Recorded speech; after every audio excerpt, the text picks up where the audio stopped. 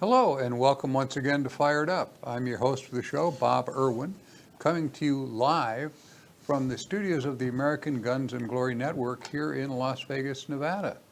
This show is about guns, related politics, and self-defense issues.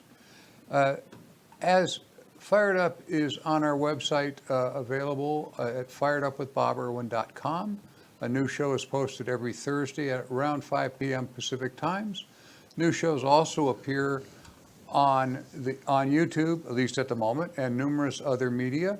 The audio feed is rebroadcast for radio listeners Saturdays at noon on the Nevada Talk Network. You can find their stations at KELY1230.com. They have about 18 or 19 AM and FM stations throughout Nevada. If you have questions or comments, you can send an email to bob@firedupmail.com or leave a message on my office recorder, 702-257-1060. If you leave contact information, we will respond by email, text, or telephone. Questions directed to our guests will be forwarded. There are several hundred defensive uses of firearms every week in the United States, rarely covered by the mainstream media. We also present a few of those every week for our listeners' education. Some are good shootings, some are questionable, sometimes they're wrong, but all are educational for those who you own a firearm or carry a firearm, for your information to see what you could have done in that type of situation. The advice given here might not apply in your jurisdiction. The incidents are as reported, except as our policy. The names of the participants are generally omitted. My guest today is California and Nevada attorney Donald J. Green. Don, if you would, a bit of your background for anybody who hasn't heard of you. Okay. I can't imagine who that is at this point. Thanks, Bob. Of course, it's always a pleasure being on your show. My name is Don Green. You can reach me directly on my cellular at area code 702-409-8239. And this week starts my 35th year of practice in California and Nevada, and with the emphasis of my practice being on firearms, gun-related issues, litigation, firearms appeals, etc. And we're just about almost always available for consultation. You can reach us by email at crimelv7777@aol.com, or you can go on to Bob's website and find the link to my website, and we'll try to answer your questions as quickly as possible. We got a couple this week from some of your viewers. Thank you. All right. This first story comes from, let me get on my monitor here. I'm not paying attention to what I'm supposed to be looking at. This first story comes from a publication called The Monitor. A reporter named J. Edward Moreno came up with this in McAllen, Texas. This was reported on Christmas Eve, 12/24 of 18. Local police responded just after midnight to a report of a break-in at a residence in the 3200 block of Guadalupe Street. The homeowner, he's 30 years old, struggled with a 39-year-old intruder as he attempted to take items from the residence. The homeowner chased the would-be burglar for several blocks into an open field. The responding police officer who responded to the commotion, everybody called 911 when they heard this fight, responded, and that the police officer was chasing the guy too and caught him and was attempting to apprehend him. The officer caught up with the fleeing burglar, and a struggle started as the suspect was resistive. The homeowner, who's out there also in the chase, drew a handgun and fired in their direction. The officer was hit in his right arm. Both the would-be burglar and the homeowner were detained and the stolen property was recovered at the scene. The guy still had it on him. The would-be burglar is charged with burglary of a habitation, which is a second-degree felony, evading arrest and resisting arrest. Hidalgo County Jail records show the 39-year-old perp has over a dozen arrests going back as far as 1998. I read through it. He's clearly a habitual criminal. The 30-year-old homeowner is charged with aggravated assault on a public servant, which is a first-degree felony, which carries a possibility of life in prison as a sentence. Looking at what happened, we have an armed resident thwarts a burglary and a robbery. In this case, he decides for whatever reason to fire towards the bad guy and the responding officer in the dark. Perhaps he didn't see the officer, or he certainly didn't see the threat, but he certainly didn't see a threat that allowed him to use deadly force. There are cases where lawyers really earn their money, and this guy is going to need one of those. I don't know where to begin, Don, but I bet you do. Okay. The homeowner has some very serious legal problems. First of all, he's charged with aggravated assault on the public officer who is the police officer. The homeowner made several critical errors, even thinking that he might have been authorized to do so under the law of Texas. In Nevada and California, this guy may stay in jail for a long time on probably $1 million+ bail. Why? First of all, the homeowner, after this break-in and the struggle, the homeowner chased the burglar. Now, the homeowner, assuming he's not a police officer, should not have done this. His best option should have been call 911, give the police the best information possible as to the description of the perpetrator and the description of the event, and stay at home. And then we have a situation where the officer, in responding to this information, did in fact meet the burglar somewhere in an open field, some distance away from the house. The homeowner, still armed with a loaded firearm, fires in the general direction of what he believes to be the officer and/or the perpetrator, thinking that he's going to help the officer by shooting at or into the body of the perpetrator. Wrong. The police officer is hit. So the defense cannot be, I tried to shoot the perpetrator, because under the common law, which is applicable just about in every state, and there may be some exceptions in Texas, but not in Nevada or California, the common law is that when you shoot someone, and although you don't shoot that person and you shoot another, you have the intent to shoot person number one, that is the perpetrator. When you didn't get to shoot him, when you shot at him, but the bullet strayed and went into the police officer, the intent goes to the police officer. So you intended to shoot someone. And when you shoot with the firearm into the dark, that's his third series of problems, is that it was not a situation where there was this clear shot. Was he defending the police officer? That's going to be for a creative lawyer. In Texas, he may get away with it, depending on whether or not the perpetrator has a record, which he might not have any kind of a record. He may be just this law-abiding citizen and can convince one or more of the jurors in the McAllen, Texas area of the particular situation. So, Bob, and you notice that the district attorney's office in this case has charged this poor homeowner with an aggravated felony, and he's got some problems. Yeah, you're looking at this, and I have a couple of errors in the outline here that I'm now reading, because I was doing this last night with a house full of family and so forth. But this took place at noon. It was clear daylight. I understand from other background information it was a bit foggy, low clouds and so forth, but not so he couldn't clearly see what was going on. Obviously, this is a Tennessee case.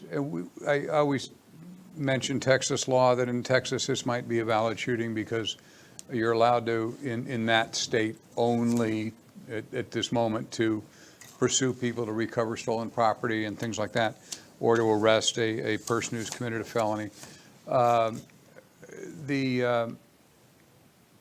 Under Tennessee law, this guy is, I'm looking at it as hopefully the grand jury, the jury, whatever it ends up, will be understanding, and the officer's not seriously hurt, and maybe he'll just say, well, it's okay. This is really tough. I'm looking at things like this and just wondering where we're going to go. This second story, I'm not sure we're on the same outline. Yeah, we're down green to 1-3. Okay. This second story is from Muscle Shoals, Alabama. It is WHNT News, TV News reported on the 24th. This is a Christmas Eve wonderful case. 2 males and 1 female lured a man into a home on Gusmus Avenue in order to rob him at 4 in the morning. We're not sure what the lure was, drugs or partying or whatever, but anyway, he lured him in. They didn't detail that in the police reports. When the intended victim was inside the home, the 2 male suspects began to physically beat on him. Their intended victim then pulled out a gun and shot both attackers. Police chief, his name is Clint Reck, said the 25-year-old attacker has been pronounced dead. The 22-year-old, the other male attacker, was treated and released from an area hospital and subsequently jailed. The 18-year-old female was also taken into custody. Both are charged with the surviving male and the female are charged with robbery and burglary. More charges are expected in this case. You can certainly see there'd be a lot more to this if they wanted to go down the list of criminal violations here. The intended victim's identity and age have not been released. Police say the man fired shots in self-defense. As I said earlier, there's no information, this is my comment part, as to what lure was used to get him into the house. Whatever the lure was, certainly the actual attempt the plot was to rob him. Fortunately, he was armed and able to defend himself. Wow. This is a case of perhaps, I wouldn't call it clear self-defense, because this woman who survived this shooting could very well say that the act of going into this other residence by the victim was voluntary. When you do something voluntarily and you know that what you're going to do is illegal, do you then lose your right to defend yourself? That's the interesting question which is presented here. The moral of the story is don't go around where you can be found at 4 o'clock in the morning, and despite how you're being lured, try not to go with these people. Get on the phone, call 911. If they attack you and they attack you while you're in your car, if you're in a state such as Nevada where there's an extension of the castle doctrine in your vehicle, you can defend yourself. But here, there was, at the time that he entered into the house, he's being beaten. That's a clear indication of great bodily injury. You don't have to be beaten to death, but great bodily injury or the threat of death. The victim obviously was not searched before he went into this other home, but it's not a 100% clear issue of case of self-defense, and that's going to come out at the trial, especially when this woman claims that being lured in there for perhaps purposes of prostitution, drugs, as Bob has mentioned. Yeah, we don't know, but there was no mention in any of the police reports that the victim, now shooter, was in violation of law carrying the gun. So I presume there would not, that he had illegally could carry, or were in some place where this would be illegal shooting or illegal carry. Of course, he was on private property by the time this took place anyway, so who knows? We're going to take a break here for a couple of commercial messages, and we will be right back. Don't go away.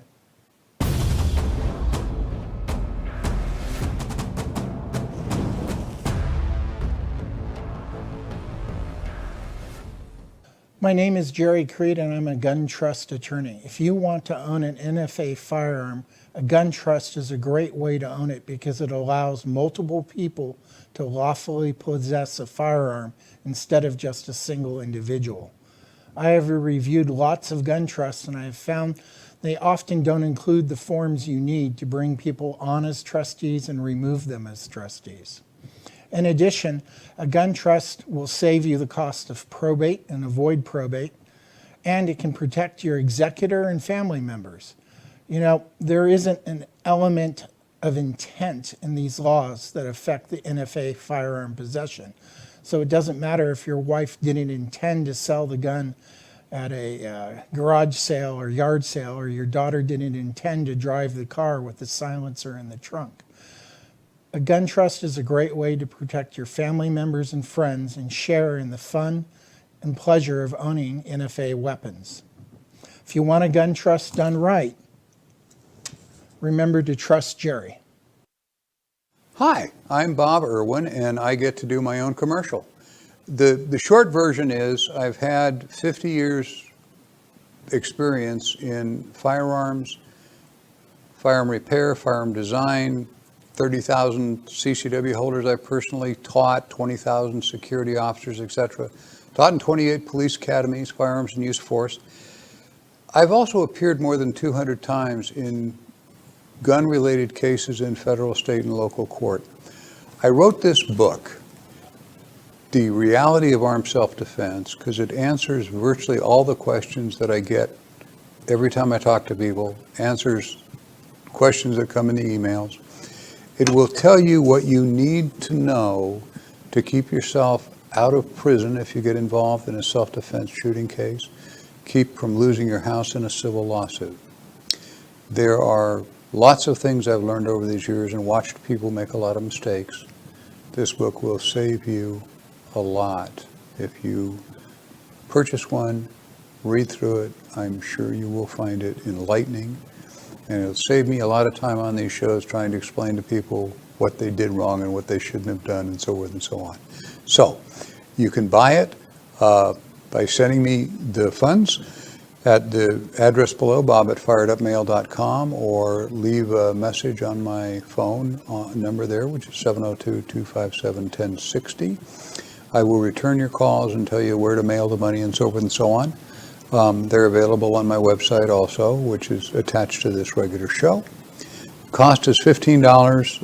I said add for postage if you live outside the immediate 50 states, and I will get it to you first class mail. Thank you for listening. This book will save you a lot of hassle. Thanks.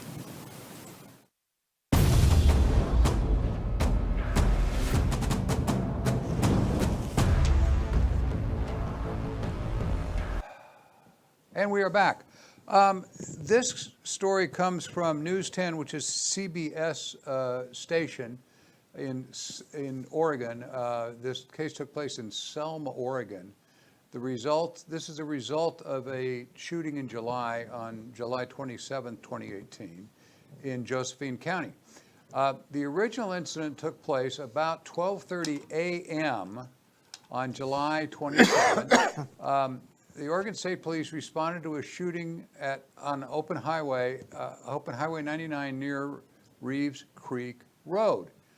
They found two Cave Junction residents, that's a nearby community, both 28 years old, shot to death on the road. The shooter was detained but not charged after showing the case after the shooting, and the case was presented to a Josephine County grand jury. We don't have a lot of details on the case, whether it was road rage or whatever, but we'll get into that. On December 20, a few days ago, the grand jury was presented with the case by the Josephine County District Attorney. The grand jury cleared the shooter in the deaths of the two men. They determined there wasn't enough evidence to disprove the shooting was done in self-defense. This is exactly the wording of the report. However, they indicted the subject on driving under the influence of intoxicants. So he was DUI.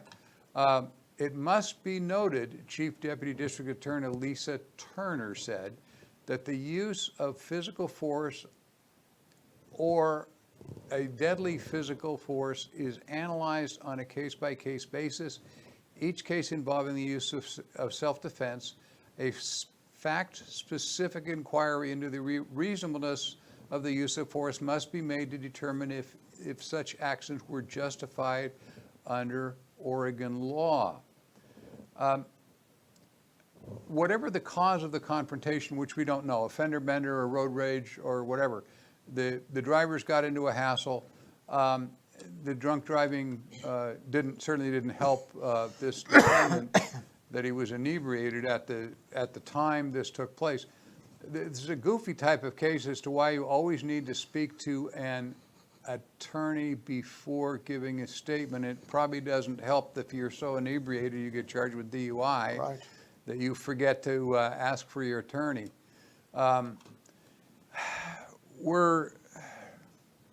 This just struck me, Don, the way this thing worked out, because the exact wording, and I may or may not be legally correct, the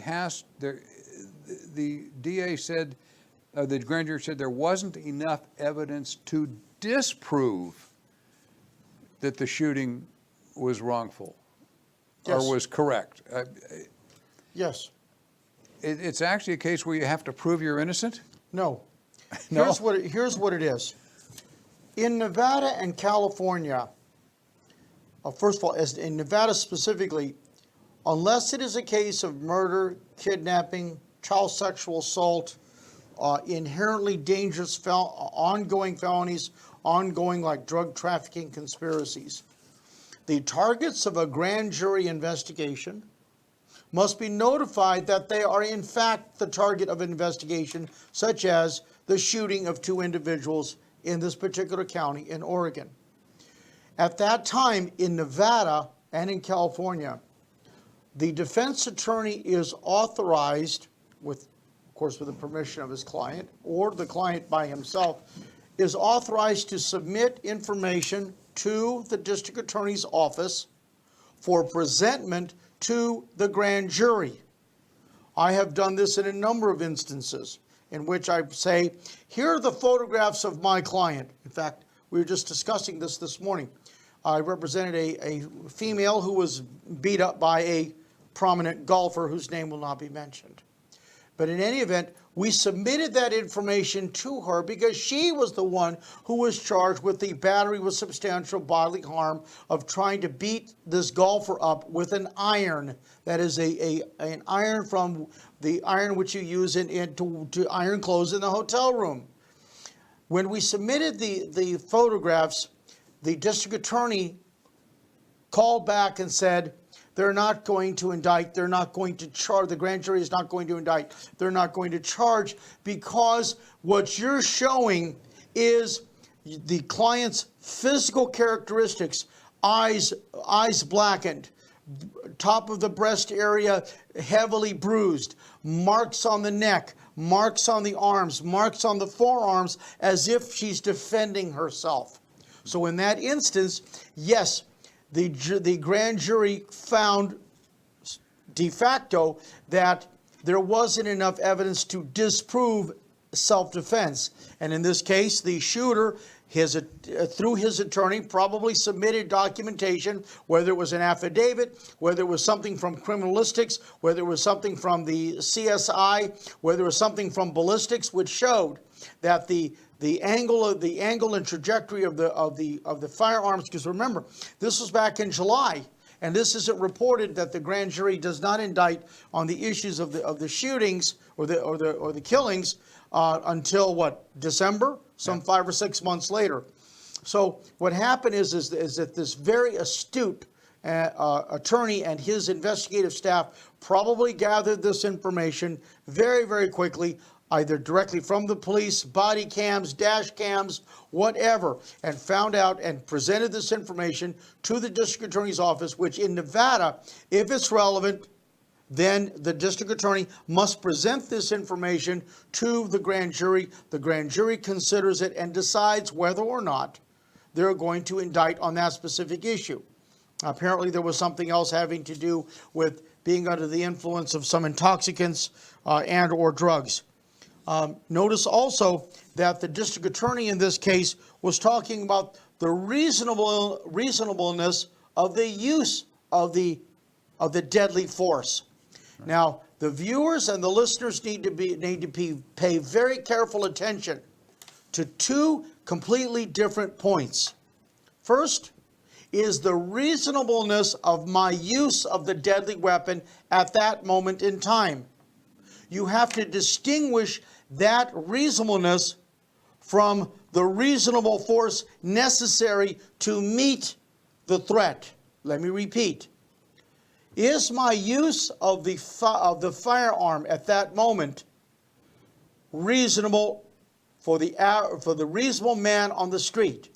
The second is, was my actual use of force reasonable? That is, did I use excessive force? Was the man hitting me with the tree branch? Well, of course, admittedly, it could cause great bodily injury or death. But he only hit me once in the arm, and I pulled out my Smith & Wesson Model 2944 Magnum with semi-jacketed hollow points, and I fired all 6 shots into him. Was that use reasonable? See, that's what we have to look at. Right. And that's why I think that this district attorney was very, very careful, as you point out, in the language which she utilized, so that this is not going to set some kind of a dangerous precedent. Yeah, I understand that. And the fact that he's inebriated, he didn't plan on getting into a shooting. So, you take your defendants as they come, and he shouldn't have been inebriated when he's drinking, and they're going to still charge him with that, apparently. But that's minor compared to what he was looking at. Yes. That's all the time we have for today. You can check out our recent shows at www.firedupwithboberwin.com. The recent shows are on there, with older shows being added as we get through the changes in the formats that we've done in between, from low def to high def. The commercials are here to keep us on the air, and so please patronize our sponsor, particularly the guy that was selling that red book. He's all right.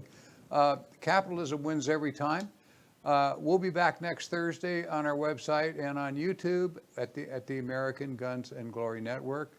Thanks for watching. When you see any media you're watching this show, you can hit subscribe on whatever you're watching it, and the shows will come to you automatically every Thursday evening, and that way you'll keep up to date. Please share our broadcast with your friends, and thank you for watching. Have a good afternoon.